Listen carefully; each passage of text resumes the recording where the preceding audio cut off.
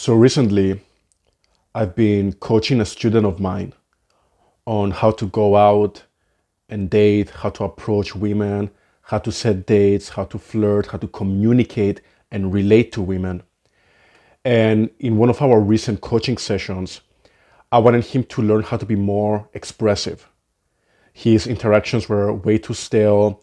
There was a lot of question asking, a lot of interview style questions, and there wasn't enough charisma, expression, freedom, passion in his interactions. So the way that I went about unlocking that in him is that I started asking him what are some things that he's interested in. And he was talking about fishing, he was talking about cooking, he was talking about going on all kinds of adventures, trying new things, going out to restaurants. And as I was talking to him, to me, all those things were really interesting. I was like, dude, you're really missing out by not telling these girls about all these amazing things that you're into. Like, there are so many girls out there that would love to date someone that can cook. They would love to date someone that can fish, that they can just hang out with on this type of unique date. How many girls go out on fishing dates? Come on, right? But while I was communicating that to him, I felt this resistance coming up. Like he couldn't let it land. He did not believe that what he had to offer, what he had to say, his life experience was actually something that someone else, in that case a woman, would find valuable. And that made me think, how many people think this way? Really, how many people feel that what they have to say doesn't matter? What they have to say is not interesting. Maybe you felt that in your own life. Maybe you felt that when you were in conversation, you started talking, and compared to the person that was talking before you just are not able to hold any attention. Maybe you even stop talking halfway through what you wanted to say because you feel like you're bored and that you're boring the people around you, and that people are not interested in what you have to say, people are not laughing at your jokes, your stories are not interesting, and you just feel like an overall boring person. And yet you look around you and you see people that are very charismatic, great storytellers. They're laughing, they're making other people around them laugh, people are reacting to them, people seem to be very interested in them, and they want to ask them questions about their lives. And you just sit there with envy in your heart, thinking to yourself, wow, I can never be like this person. And you decided to settle. You decided to settle for less than what you deserve. And I'm here to tell you that you don't have to settle, because charisma, expression, seduction, passion, storytelling, creating emotions in people, moving people, it's something that you can actually learn. Yes, you can learn how to do it. And in fact, it's very easy to learn once you understand the simple principles that I'm about to teach you in this video. Because after you're done watching this video, you're going to be able to see through the matrix, through the veil. The veil is going to be lifted off your eyes, and you're going to be able to look around and see that, wow, every charismatic person is doing these little basic things that get them from being a very normal, boring, average communicator to this uber charismatic, electric, magnetic type of person. People are laughing at their jokes. People are entranced and engaged in conversation with them. They're asking them questions. They're making this person is so dynamic in the way that he's coming across or she's coming across, not because of who they are inherently, but just because they're doing these little adjustments to their behavior that's eliciting that strong reaction from the people around them. And in this video, after you go through this video, I'm going to upload in your mind those little adjustments that you can make to effortlessly attract people, to effortlessly engage people in conversation, get them laughing, get them reacting, influencing them, entrancing them into who you are, getting them to ask you questions, to chase you, to be interested in who you are. And you're going to see a tremendous difference in the way that people respond when you're telling stories, how they respond when you say something that you're interested in, Even if they're not interested in, they start supplicating to you. They want to know about this very niche thing that you like that maybe they're not into, but they see you as such a captivating person that they just need to know everything there is to know about you. And you can achieve that, really, you can, with just a small adjustment. It's just that most people haven't learned about this. And you're so lucky that you're in this situation right now where you get to receive this information straight from the source. So I don't want to take any more of your time than we need to. Like, let's just get right into it, okay? In this video, we're going to talk about the 3 secrets to charismatic expression, okay? 1 has to do with emotion, 1 has to do with content, and the last one, and this one is the least important one in my opinion. However, if you manage to accomplish the last one, which takes a little bit more effort, then the other 2 become irrelevant. They actually do become irrelevant. So these are the short-term solutions, and this is the longer-term solution. So pay attention. The number 1 thing that makes you a charismatic, captivating person instead of a boring person is your ability to create emotion. Okay? Emotion. Let me ask you this. Have you ever been in class and you were taking a class, let's say, or a course on a subject that you were really, really interested in? Maybe you're into maths, maybe you like physics, maybe you're into history, and you're really, really passionate about the subject.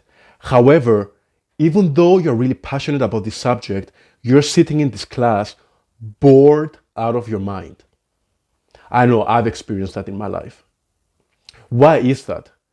Why is it that you're so bored by the subject that you're supposed to be really obsessed with, you're really passionate about outside of the class? It's because the teacher is not passionate about it. The teacher is going through the motions and he's not actually conveying the passion and interest that he genuinely feels about the subject. And the fact that he is feeling very emotionally stale in the moment is transferring onto you. And then you feel very stale and bored, right? And here's the thing about emotions. Emotions are contagious, all right? So I'm sure you've had this situation also. You're feeling kind of meh. Maybe you wake up not feeling very expressive. You're feeling kind of like under the weather. And then you go out and you hang out with some friends that are very high energy, very energetic, very passionate, very happy. And then over time, they just start feeding into your emotions. And now you start feeling very happy, very energetic, very adventurous, right? Even though before you were feeling more down and under the weather. That's because emotions are contagious, right? So when you're talking to people, it's important that you are in the emotional state that you want them to be in, okay? If you're talking about something, even the most boring subject, math, for me at least, math is very boring, or anything like super like chess or something, or like about your pet turtle back at home, if you are really passionate about it, and if you're very excited to talk about it, and you hold eye contact, and people can tell through your eyes, because eyes are the windows to the soul. And in our case, eyes are the windows to your emotions. Okay, through your eyes, you can communicate a lot of emotion, right? That's why people look at your eyes when you speak. They're trying to get a sense into how you feel internally, so they know how they need to feel in the moment when you're speaking. Okay, so they know that, okay, this is a sad story, or this is a happy story, or now they want me to laugh, or now they want me to be outraged, right? Through your eyes, you can communicate that so much, right? And you being in that emotional state that you want them to be in makes, I think that's like 50% of the work. If you're in that emotional state of happiness, of engagement, of interest, it's going to transfer on to the people that are listening to you. Okay, so number 1 thing about emotion is that you want to be in the emotional state that you want the people to be in. All right. Now, that's not in and of itself good enough. Okay, there is more to this. So please pay attention, because I'm about to give you something that most people don't really know about. Right? Most people know that Yeah, if you are like really excited about something, other people will be excited about it. But here's the kicker. Not only do you need to give people a strong emotional experience by you being engaged with the things that you speak about and being excited about the things that you speak about, but you also need to give them a range of an emotional experience. Okay, so what a lot of people tend to do is that they get really excited about something that they speak about, and then all the predominant emotion in the story or in the subject that they're speaking about is pure just happiness. And one, too much of one thing is boring. Okay? Imagine if you were watching a movie. Let me put it to you this way. If you were watching a movie and the movie is just happy all the way through, or it's just sad all the way through, the whole movie, there's no action, there's no sad moments, there's no happy moments, there's no hopeful moments, there's no tragic moments. No, it's just one thing all the way through. You would get bored out of your mind. Okay, it's the same thing with, for example, apps and Instagram and YouTube. Why do people get so addicted to these apps? Right? It's because every time that you scroll, you get something different. It's something dynamic. It's exciting. Like, what am I going to get next? That's why a lot of gamblers also get addicted to gambling. Right? It's because sometimes they win, sometimes they lose. Applying this principle to your charisma can make people very addicted to you, and they can get people very captivated by you. Your ability to express different types of emotions, right? So when you're telling a story, it helps to vary it up a little bit. Okay, so sometimes you're speaking very fast and you're very excited and energetic and you're really feeling what you have to say, and then the next moment you're just leaning back, you're having a more calmer conversation. Maybe the story kind of like slows down a little bit and you get into a more introspective mode. But then, boom, something happens that's unexpected and it gets you excited again, right? Positive, negative. So, for example, you could be talking about something that is getting you very excited and happy. And then, boom, all of a sudden something happens that makes you feel sad in the story. And it gets people like, it reels people in, like, whoa, like the contrast in emotion. So for example, let me give you like a quick example. Let's say you're talking about like you receiving a birthday present, okay, and being pranked on Christmas. Let's say, yeah, let's talk about Christmas. And let's say your parents pranked you for Christmas. You could start the story by saying something like, okay, guys, you're not going to believe what happened to me this Christmas. Like, I went through such a roller coaster of emotions. I'm still traumatized. I'm still shell shocked. You say something like that, people, they're going to get interested. Like, whoa, what happened? What happened during Christmas? So it's Christmas time, right? I wake up in the morning and I'm super excited. You know, I've been talking to my mom about buying a pet cat for the longest time. Now, she hasn't been, affirming the fact that she was going to buy me a cat, but I just had this feeling that she would, so I was really excited about it. I woke up super early. I ran to the Christmas tree, and here I see a bunch of Christmas presents under the Christmas tree, all wrapped nicely, all packaged nicely. But I look around and I don't see anything that resembles, a cage or anything that would feel safe to keep a cat in. Like, obviously they're not going to keep the cat in the box, right? So soon enough, I'm joined by my family and I start rampaging through the presents. Okay, all right, she bought me like I don't know, like a movie, or okay, she bought me a CD. Okay, she bought me a video game. Wait, where's the cat?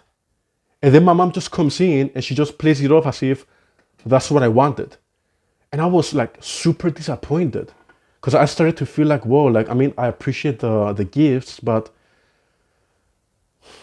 what about the cat? Like, that's what I really wanted. And to be honest, if I only got the cat, that would be enough. I wouldn't really need all these other presents. So I felt kind of like sad throughout the dinner. We had a family dinner together and I was really like sad, like, but I tried to put on a smile to look happy, but yeah, I just felt really sad about it. And then all of a sudden, I just kind of like left the dinner table and I just kind of sat by myself. And, just sitting in my room, like trying to, people came up to me and they wanted to check up on me, but I was like, hey, it's okay. I really love the gifts. I just wanted to be like alone for a second, just to like, I wanted to like do some work or something, right? And then all of a sudden, my mom walks in and she's holding a cat. And I never felt so fucking happy in my life. In my life. I just ran up and hugged the cat. And then guess what? After being so happy and holding the cat in my arms, she fucking scratches me. So now I have this scar in my face, and I'm not gonna lie, it traumatized me. I'm not sure how I feel. Okay, one moment I'm happy, one moment I'm sad, one moment I'm happy. Now I'm in pain. What is this, right? So obviously not the best story. I kind of like riffed on that. This was off the top of my head, but it gives you a very good example of how you can use varied emotions, right? First, I'm really like excited and hopeful. Then I'm disappointed and sad. Then I'm excited again. Then I'm sad again, right? Like I'm in pain. So using these varying emotions gets people excited and it creates a more dynamic expression, right? It makes your stories more interesting, more dynamic, more captivating, and you can do that not only with positive and negative emotions, you can do that by varying your speech. You can do that by using your hand, like hand gestures, putting your body into it. It really does make a lot of difference, okay? It makes a lot of difference, trust me. And I want you to go out, as now that you know this information, and pay attention to the most charismatic people in your life. And you'll see, wow, this person is very like animated and they create a lot of emotions in the way that they speak. All right. Speaking of emotion, also, a big part of getting people to listen to you is being certain. Okay. Being certain in what you have to say. Having that certainty is paramount where you're interacting with people. People are always gauging and pinging off of each other. Who is more certain? Who is more confident? Who has the value? Who is the person that I need to pay attention to? The person that I need to listen to? And the difference between someone that gets ignored versus the person that gets all the attention is that the person that gets all the attention believes that they deserve and they're entitled to that attention, versus the person that doesn't believe that gets overlooked. All right? It's very important that you understand this. It's not who you are inherently, has nothing to do with people paying attention to you or people ignoring you or people thinking that you're boring, but the way that you think and the way that you express yourself does. That's what matters the most. And if you're able to speak in an authoritative, confident, certain way, you could be talking about anything, literally anything, and people will listen to you. Okay? Now, even though emotions are very important, very, very important when it comes to charismatic expression, your ability to create varied, dynamic conversation by creating a lot of emotion, positive, negatives, speaking fast, speaking slow, being hopeful, being sad, being angry, being excited. All these varying dynamic emotions, those are really, really, really captivating to people. And if you employ those in your conversation, you're going to see a night to day difference. But that in and of itself is not enough. You still need to think about the content. Because here's the thing, emotion, I would say, is like 70% of the equation, but that 30% is what's going to elevate you to the next level. Emotion is the foundation. I told you, your identity doesn't matter. If you're able to create emotions, people are going to listen. But if you also want to keep people's attention, then you need to be able to combine your emotion with the content, high quality content. All right. And a lot of people lack that high quality content, not because they don't have it within them, but because they don't believe in what they have to say. And that's the first thing that I want to talk to you about here. You need to eliminate your filters.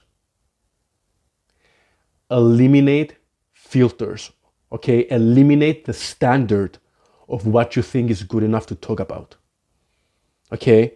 Once you eliminate that, you're a $1 million mouthpiece. Like you can, everything that you say will be gold just because you believe that it's gold. Again, this kind of intertwines a little bit with the emotional aspect, right? Where if you believe it, then it's true. And if you believe it hard enough, other people will think it's true. Okay, so if you believe that what you have to say is valuable just because of the fact that you're saying it, then it will be valuable. So I want you to pay attention to this. We're going to talk about the content in a minute, but eliminating filters is very important, okay? Because that will free you up to be yourself. And being yourself, I know it's very like played out advice, but being yourself is actually the most attractive thing that you can be. Like really putting the full force of your personality out there. A lot of people always try to get liked by everyone, but that's not gonna work. Okay, you can never be liked by everyone. The moment you try to be liked by everyone that you meet, you're actually putting yourself in a situation where you're being disliked, because you trying to be liked is manipulative behavior. And whenever you're trying to be like overly polite and overly nice to people, you're diluting your personality to the point where you become this NPC character or this like everyman character that has nothing special. You're no threat. You don't have anything unique to say. And no one wants to be associated with a person that has no edge to them, right? Now, a lot of people think that for you to be edgy, you need to be wearing leather jackets and stuff. No, being edgy means owning everything that you are. We all have things about us that are a little bit controversial. So owning it and expressing that unapologetically and being super shameless about who you are is a great way to capture people's attention, because now you have the emotion, but then you also have the shocking conversation, the shocking content. And that shock is the full force of you. Being polarizing is the biggest cheat code in the game. Okay, and it's something that a lot of people don't understand, because a lot of people are afraid of being hated.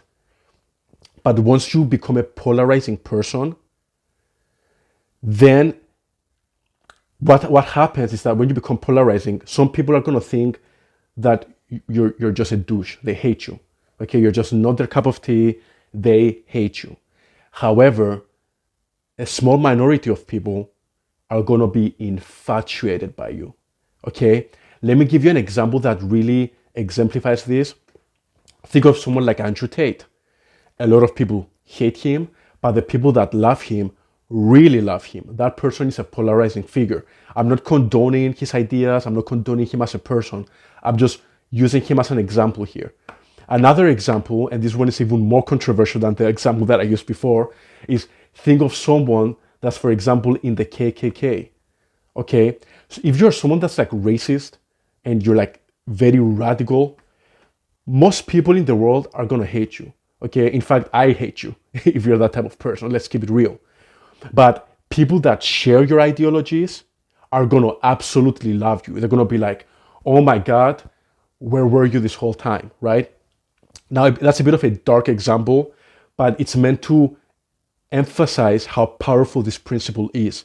The more polarizing you are, the more people are going to hate you, but the people that do love you are going to really love you.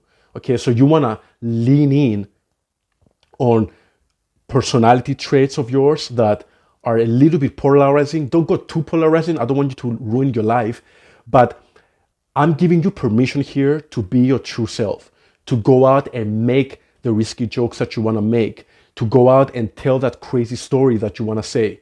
Really own it, okay? Now, the examples that I use, I understand, are very like out there and they're very controversial, but they're meant to illustrate this point. If people like that, all these controversial figures, can build a very strong tribe around them, then you, as a good, average, everyday person, a nice person, should be able to do the same by just owning who you are. Okay? So now let's go to the content. Okay? We have the emotion, we have the mindset. Now let's go to the content. And that is here when you're going to have to do a little bit more work. Okay? Here in content, a lot of people Even though I do believe, I truly believe that owning your emotion, like having strong emotion and passion, and at the same time believing what you have to say, in and of itself is enough to gain you a lot of influence. There are some that will listen to this and be like, okay, yeah, but I don't know what to say. Like, okay, I'm very passionate, all right, cool, but what do I even say, right? This is a sign that you might need to go outside. Okay, this is a sign that you might need to live a more adventurous life.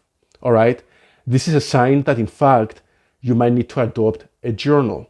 Okay, so what I would recommend first and foremost is that you want to start doing something adventurous every week.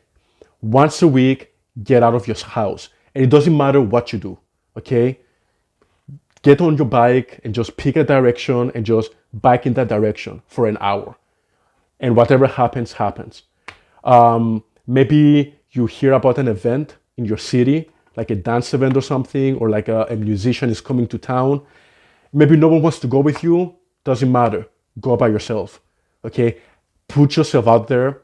Start accumulating stories of you doing adventurous out there things.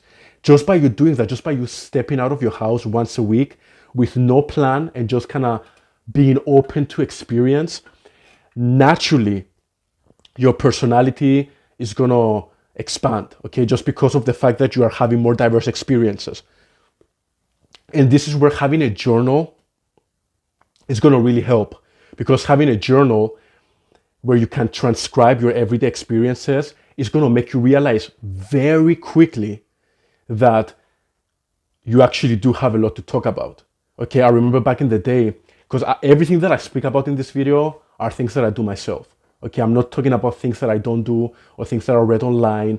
I don't do that. This is things that I myself do, okay, in my day-to-day life, right? And for example, the thing that I told you about earlier, I used to do that, where I would pick a direction in the city and just head in that direction. And just by me doing that every Sunday for 1 hour, I had so many stories and things to talk about throughout the week, because I would discover all kinds of like weird neighborhoods or beautiful scenery, nice lakes, amazing hangout spots. So I always had like a story to tell about how I discovered these places. I had things that I could invite my friends to. It is life changing. And from there, you can just build it up and start doing something adventurous with your friends. Start going to events. Start trying like a new hobby, right? Maybe you try dance class, maybe you take up a martial art, and all these diverse experiences on top of the journaling where you're transcribing them and writing them down so that you remember them and that you keep it in your conscious mind that, oh wow, I am having a lot of experiences right now, a lot of diverse experiences, are going to make it so when you're in conversation, you just never run out of things to say.